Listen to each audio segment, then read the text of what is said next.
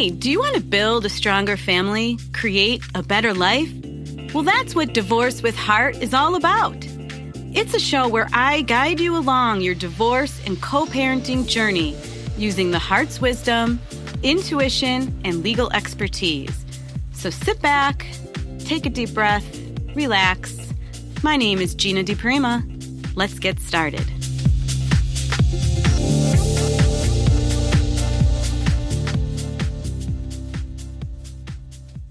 I got a question for you.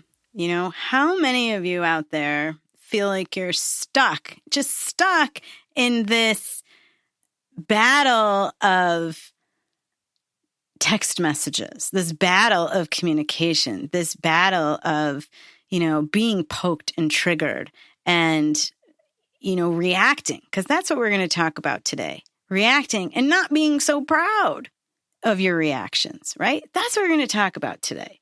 My name is Gina DiPrima, and this is episode number 41 of Divorce with Heart and Conscious Co-Parenting.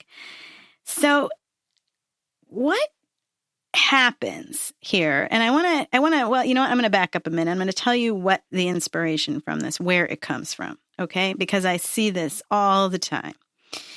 There gets to a certain point during your breakup, or it even could be after the fact, but maybe you're just struggling with the parenting schedules and the drop-offs, or, figuring out what school your child is going to go to, or what activities they're going to be involved in, or the doctors are going to see. I mean, the issues are endless, right?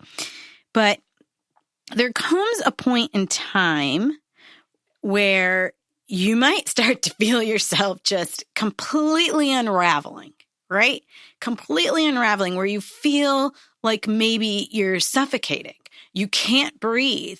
Your anxiety is so high. Your stress is so high that you do. It's like you're just, maybe you feel like you're going to explode or something. I mean, this is what I see in people sometimes. And it's this chaotic, frantic, I'm going to break. I'm about to break. I'm like standing at the edge. Somebody save me because I'm going down kind of thing, and it's not too hard to see, I think, right? When you're feeling this way and you're running this kind of energy state, what kind of person that you are being, right? How people are perceiving you, what kind of person you are showing yourself to be when you're with your kids, right? Because when you're in this state, there is no way that anyone can ever convince me that in your time with your children that you are going to be feeling present, focused, loving even, willing, open, able to receive their love, happy, joyful. There's no way, because the thing is it's like your emotions at this point, if you're feeling this way, have gotten so big, right? It's like they've taken over. They've gotten the best of you. And instead of then being able to be there as this source of love, source of stability for your children, and instead of being able to be there and just hug them and play with them and, listen to their stories even, or hear them laugh and just, feel how wonderful that is. Like how good it feels to just hear your child laugh and know that they're happy. Think about it. It feels good, because you almost feel like, yeah, I'm doing something good and I just love that sound. There's almost nothing better than it, right? So if you can't, I guess my point is this, is you can't be in that state and enjoy that kind of a possibility if your emotions are getting the best of you. Because if your emotions have gotten to the point where they're so huge and you're feeling like you're at that brink, right? It's more likely the case that what you're experiencing is a lot of heartache, a lot of pain, a lot of tears, a lot of fighting, a lot of arguing, right? And what your children then are seeing in you is exactly that, right? they don't have the luxury to just sit in the back seat and go get, picked up or dropped off from the other parent's house and have it be this nice, lighthearted, easy kind of ride where everything's cool and there's no issues, no drama, no worries. These kind of kids, they don't have that kind of luxury if you're running this kind of energy state. Okay. Instead, you know what's happening.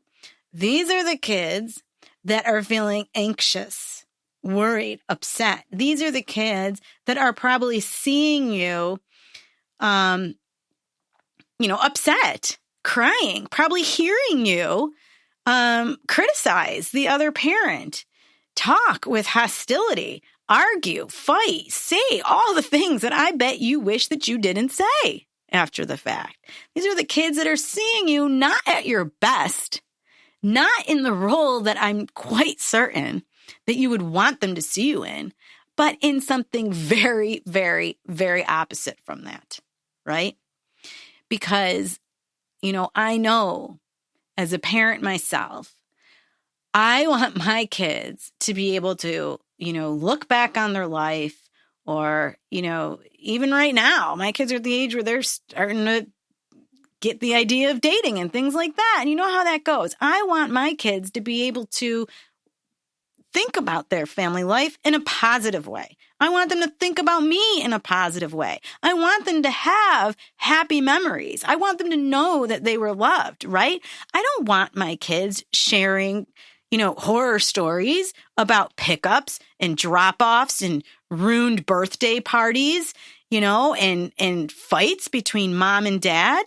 Who wants that? I don't think any of us do at the end of the day. So why is it happening, right? Why is it happening?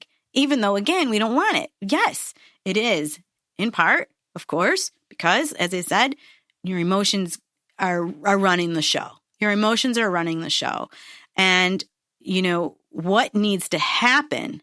What needs to happen is that instead of your emotions running the show and being, by default, a reactor and just reacting to every trigger, every nasty text, every insult, every, breath or every beat that your partner or ex-partner makes, everything they do against you, right? Real or imaginary and perceived, because it goes all ways.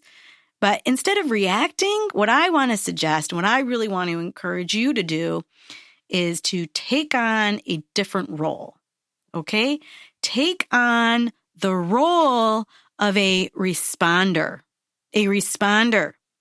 not a reactor. Two very, very, very, very different things. And if you can take on the role of a responder instead of a reactor, right? That is where you're going to find, again, a whole new world open up for you, okay? That's where you are going to be able to start gaining control again over your emotions. That's the place where you're going to be able to start having clearer thoughts, making better decisions, because you're going to be able to stay calmer, more collected, okay? When you're running this high anxiety, stress, overwhelm, anger, frustration, when you're running that all the time and constantly reacting to everything happening to you, guess what? It's scientifically proven. I mean, it's a fact. You are not going to be able to function at an optimal level. All of that, all of those hormones, everything you're doing to your nervous system, it's basically interfering with the communication. It's interfering with the communication between your heart and your brain, okay? And it's causing interference, because what happens too then is when you have this interference, you start to act only from that place of your heart, or from your head, I'm sorry. And what I mean is you start to act from this place of your ego where, what you do, what you say, how you act, it's all based in fears and insecurities. And, what you're afraid might happen if you don't do something or don't say something, instead of acting from a place that's more generated in the heart, from a place of forgiveness, from a place of acceptance and compassion. And that's what happens. When you're running these energy states, you get interference. Your nervous system gets completely out of whack. There's no communication between the heart and the head. And your cortisol is pumping through your veins. You can't think, right? You can't sleep. You start feeling crazy. You start acting crazy. And you start, instead of being a good role model and a supporter for your children, you're like their worst nightmare. Or you're creating their worst nightmare. Okay? And yeah, I hope that some of this might feel like an exaggeration to you, but I want you to really get the point of what I'm saying, because for others, it's not an exaggeration. It's real. It's real. Okay? So think about the difference between being a reactor and a responder. All right? And I had another experience recently, and I'm going to make the long story really, really short, but it just so happened that I'm sitting there at my dining room table. I'm getting some work done. I'm looking out the window, and what I see is this gentleman across the street, and you can see that something's going on, all right? He's knocking on the door. He starts peering through the windows. You can see something's going on, and I'm watching him get more and more irritated, more and more agitated, more and more concerned. I could feel it, that something was off, something was wrong, and he wasn't quite sure what to do. And what was that, right? Those are his stress hormones rising, okay? That's him entering into this reactor kind of thing, right? He's reacting to the circumstance that he's finding that you can tell is not something he expected and not something that he wanted. Then take it to the next step. Then next shows up a couple of police officers. Then, some more emergency responders, fire, police, what's the word I'm looking for? The paramedics. Okay, now I'm starting to get the picture of what's going on here, right? Because I know who lives there. He was an elderly man. He lived by himself. So, okay, enough said. You probably get the idea, too, of what's going on there, right? Sad, sad story. Okay. But the point is, and what I observed and what it got me thinking about was I watched all these people come over to this gentleman's house. I mean, there had to have been at least 30 people there, okay? And I watched this whole scene unfold. It took a number of hours, but it was very organized. It was very calm. There was no apparent, chaos of any kind. Everybody just sort of seemed to be in the flow, doing what they needed to do, doing their job. And, it got me thinking, can you imagine if all 30 of these people showed up to the scene all acting like reactors? Reactors to what they found? Because let me tell you, it wasn't good. Okay? What do you think that kind of picture would have looked like? It would have been chaos. It would have been people tripping over each other, right? There would have been I don't know, yelling, screaming. I just know that it would not have been the scene that I saw. And that's what got me thinking really hard about this difference in reacting versus responding.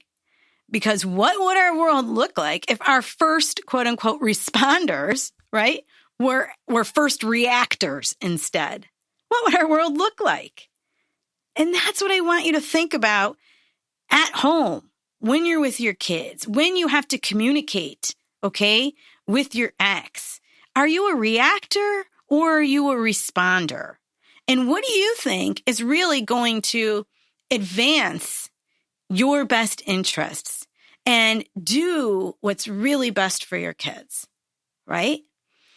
So how do you get there? How do you even get to that place, right? How do you get to the place of feeling like you're completely at the edge, ready to jump or break or pull all your hair out, to this place of, okay, I can handle it.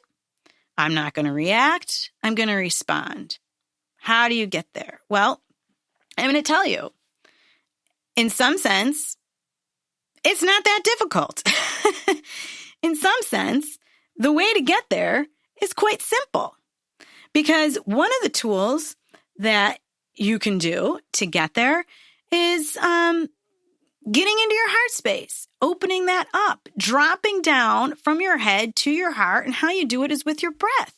And that's not hard to do. It's easy to breathe. We all breathe all day long, every day, 24/7, every second, because if we weren't, we wouldn't be here. You wouldn't be listening to me.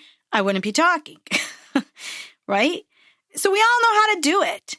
We all do it constantly. So if you can, just think about that. That's why I say that it's simple. Connect back to your breath. Breathe in different ways. I've mentioned it before in this show, heart-focused breathing. That's one of the first steps. And, I'm going to go live again in the Divorce with Heart Facebook group, and I'm going to do another demonstration on that. So if you're not in the group, please join the group because this is so important. Heart-focused breathing is step one. There's additional things you can do, but at the root of all of it, it's breathing. Breathing. It's a super fast, super simple thing. Anybody can do it, and it's accessible to you at all times in all places. Okay? And the trick of it is to employ these kinds of tools before you enter into what could potentially be a triggering event. All right? So before you pick up that phone to talk to your ex, before you get prepared to go to court, before you respond to that email, okay, you do this kind of stuff. You get into your heart space, you slow down your breathing, you breathe from your heart instead of your head to start slowing down that interference and syncing up your physiological signals, for lack of a better word, syncing up, harmonizing everything that's going on in your body. So then you can be calm and you can respond instead of react. Okay. So you do it before, do it during. Again, we're talking about it's just your breath. It's completely portable. It goes with you everywhere you go. You can't not have it. Do it during. You feel your blood starting to boil. You feel things rising up in you. Take a second. Take a second and connect. Connect back in. Assure yourself, it's okay. No matter what happens, you're okay. You are supported. You are safe no matter what happens. Connect back in. Okay?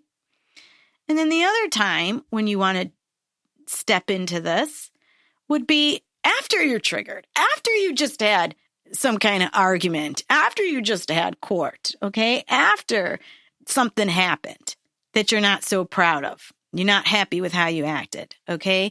Those kinds of events, the kinds of things that you're going to stick with you. You're going to ruminate about it. It's just going to cycle around and around, okay?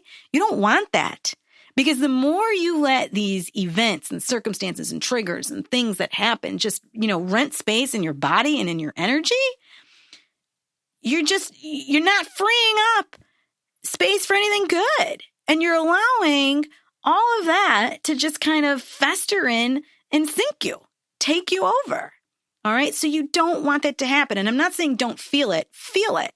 Just don't let it attach. Don't let it linger. Don't let it get anchored inside of you. So that would be another time that you go in and connect and do your heart-focused breathing. As an example, like I said, that's just the beginning. That's step one of some other tools. And, be sure that you check out the Facebook group so you can have an experience with that. I'm going to do it live. Okay. So that's what you want to do. That is one way that you can really help yourself to gain control again over your emotions and just really help yourself to open up at least to a calmer energy state. All right. A more relaxed energy state, a clearer energy state. Okay. That's where it's at. And, I'm going to tell you that if you think you can't do this, or if you're stuck in this idea that, it's the other person's fault, look at the way they talk to me, look at the way they treat me, look at how they act. If that's the kind of thing you got running in your head and your words and the way you're acting, it's off base. It's off base. Okay. Because at the end of the day, You have all of the power. All right? What happens around you is going to happen around you. It's just going to happen. If that other person that you're connected with or we're connected with, if they want to be a jerk, okay, if they want to be immature, if they want to play games, you can't do anything about that. They're going to do it, okay? But what you can do is you can take control over how you are going to be when faced with what they are presenting, when faced with those circumstances. And you can choose to step into this energy of being a responder instead of a reactor, okay? Think about the emergency responders. Think about, like Marines, okay? I'm sure that they're trained in things like this. People that are in battle, okay? Legit battle. They are under the most highest stressful situations ever.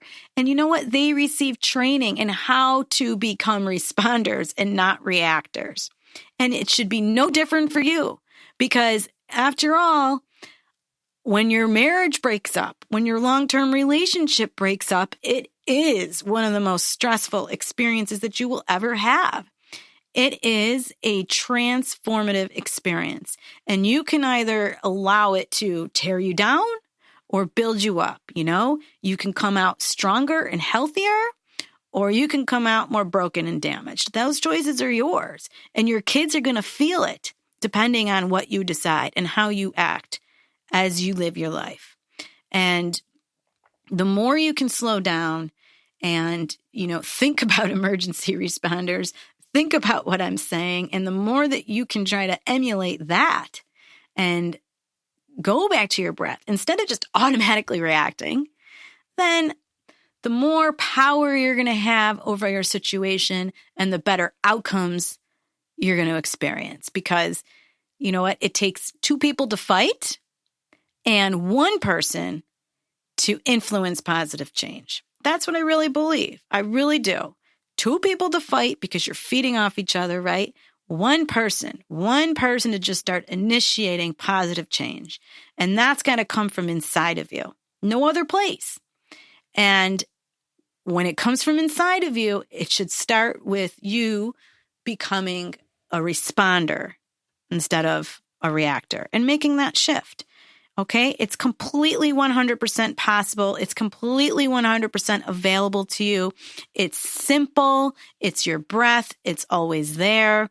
The trick, what makes it difficult, what makes it challenging is consistency, practice. That's what makes it challenging. That's what makes it difficult. Not the actual steps, okay? Not the how-to and the tools, but remembering the steps, remembering when to try to implement them, and then practicing them.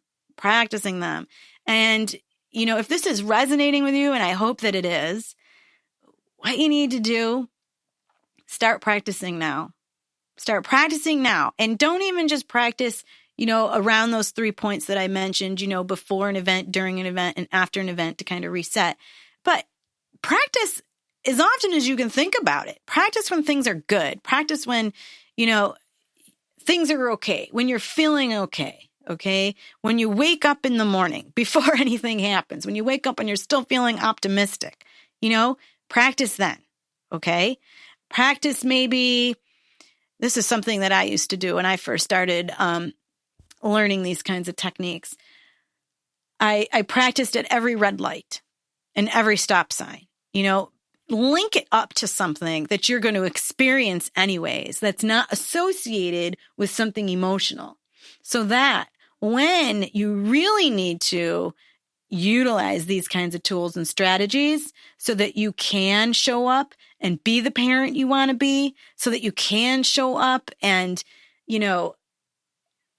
be able to drive your kids around without having them feeling fearful or anxious about what's going to happen or how the conversation is going and the things that they're hearing and all of that kind of stuff, right? You want to be something different. It's available to you because now you've practiced it. You've got that muscle memory. So do it when it's easy to do it. Link it to something that happens anyway. And then when you're in that stressful moment, it'll be easier for you to recall it and easier for you to do it. So you can be the best parent you can be. And the parent that you really are, because that's who you are in the inside. That's your authentic self, not this other person that keeps showing up who's full of anger and full of, frustration and crying and, not present. That's not you. That's not any of us. All that is it's the negativity. It's the emotions. It's the pain that's left lingering. And, it's up to you. It's up to you and nobody else to get a handle on that and change it. Okay? And that's really what I want to encourage you to think about and to take that on and make that one of your commitments. Make that one of your commitments. We talked about commitments last time. Make that something that you can commit to and start doing it tomorrow. Okay? See how your life changes when you can start to regulate your emotions. Watch how it unfolds. It's going to be beautiful. I know it. I've seen it. I've shared this with many clients, and it's that lifesaver you need. It's what you need to, come back, get away from the edge, right? It's what you need, and you can do it. Okay. So definitely tune in, join the Facebook group, Divorce with Heart, if you haven't already. Follow me on Instagram. I'm going to be posting this stuff and sharing more details about exercises like this, okay? And really just trying to encourage you to start doing these things. And I want it to be interactive. That's the whole point of Facebook. So please engage back. Let me know. Is this working for you? What are you experiencing? What are you finding difficult? How is it challenging, right? I want to know. I want to know what's going on, okay? So I thank you so much for joining me and listening. I hope that, this has woken you up maybe to a new idea, a new thought. You're going to be able to shift some things and get a stronger hold on what's going on for your sake and for your children's sake so that you can heal. You can heal your family. You can have a stronger family on the other side of this. You can create peace. All right. That's what this is all about. That's what I stand for. That's the stand I'm taking for you. And that's why I'm here. So if you want help, if you want somebody to walk you through these steps, guide you through these steps, listen to you and support you and help you to remember, because sometimes that's difficult too, help you to remember the vision of what you really want on the other side of this, of the family that you're trying to create, of that feeling of wholeness that you so deserve, okay? If that's what you're thinking, if that sounds good to you, then give me a call. Give me a call. Get on my calendar, www.doorwaytoheal.com. In my group coaching healing program, we work on all kinds of stuff, just like this technique, this heart-focused breathing, many, many others, just to bring you into that state of alignment, bring you back into that state of balance so you can think again, okay? So that you can function again, so that you can start being and acting and feeling like the person that you really, truly are inside, instead of, your evil doppelganger twin that might be showing up for you some days, right? Okay. Thank you for listening. Please leave a review in iTunes.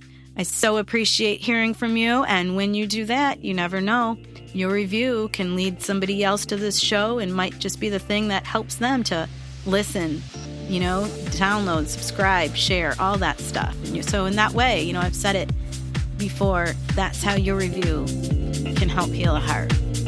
Thank you for listening. Have a great week.